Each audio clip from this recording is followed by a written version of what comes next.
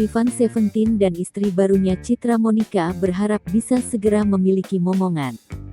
Mereka melakukan berbagai cara agar bisa segera mendapatkan anak.